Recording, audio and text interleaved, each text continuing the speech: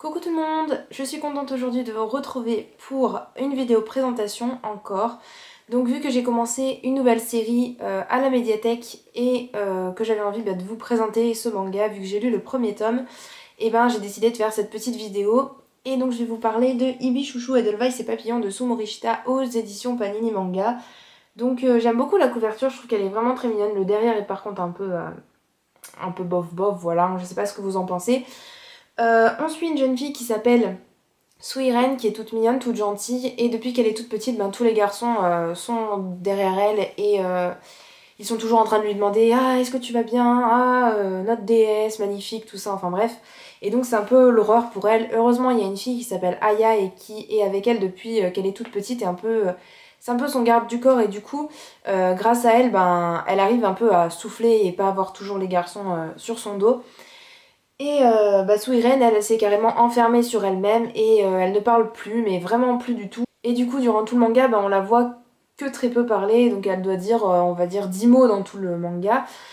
Et les garçons, eux, ça ne les gêne pas du tout, hein, ils l'adulent toujours autant. Et c'est pour ça donc ils l'appellent Edelweiss, notre Edelweiss. C'est pour ça que ça s'appelle comme ça le titre du manga, au cas où vous vous poseriez la question.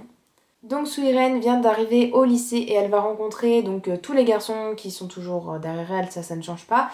Mais elle va rencontrer surtout Kawasumi qui est un garçon qui ne la regarde pas et il détourne le regard à chaque fois qu'il la croise. Et du coup ça va vraiment la titiller, ça va vraiment l'interpeller.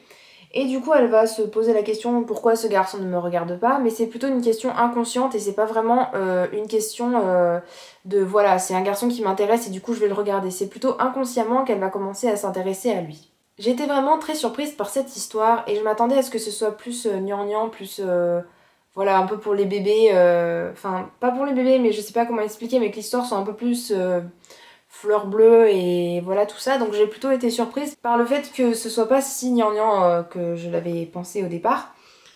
Donc je vais vous montrer peut-être les dessins tout de suite avant que j'oublie. Ben voilà par exemple.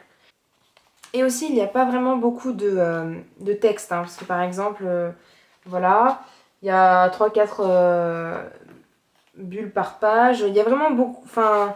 Le nombre de bulles, il est vraiment très restreint comparé à certains autres mangas. Et donc ça se lit vraiment extrêmement rapidement. J'aime beaucoup le design des dessins. Je trouve que les yeux des personnages sont assez spéciaux, enfin surtout de Suiren en fait. Donc les deux personnages, forcément, ils vont un peu se découvrir l'un et l'autre.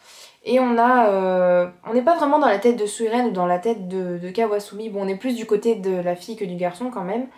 Mais je veux dire, on n'est pas carrément dans la tête du personnage. On suit plutôt les deux personnages un peu alternativement pour voir un peu l'évolution de leurs sentiments et ce qu'ils ressentent l'un pour l'autre. On apprend que Kawasumi, lui, c'est un garçon qui a vraiment peur des filles. Et donc c'est pour ça qu'il peut pas les regarder en face, il peut pas leur parler. Et donc les deux personnages sont assez similaires par ce côté-là. Et je trouve que voilà, ils sont très touchants, très mignons. Donc comme d'habitude dans les shoujo, on a l'éternelle rivale donc qui est là dès le premier tome. Des fois dans certains mangas on peut avoir une petite variante et que ça arrive un peu plus tard, mais là ça arrive dans le premier tome.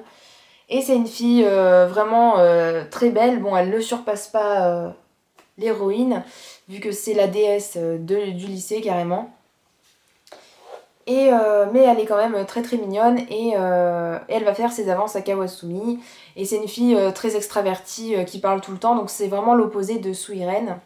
Donc je trouve que cette série s'annonce bien et voilà, j'ai été surprise comme je le disais. C'était très mignon et très attachant, donc je lirai forcément la suite.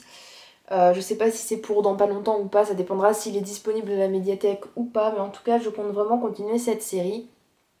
Et voilà, dites-moi en commentaire si vous l'avez lu et si vous l'avez aimé.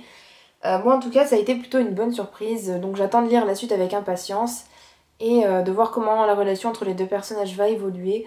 Voilà, c'est déjà terminé, j'espère que ma vidéo vous aura plu et donc je vous dis à bientôt dans une prochaine vidéo. Ciao ciao!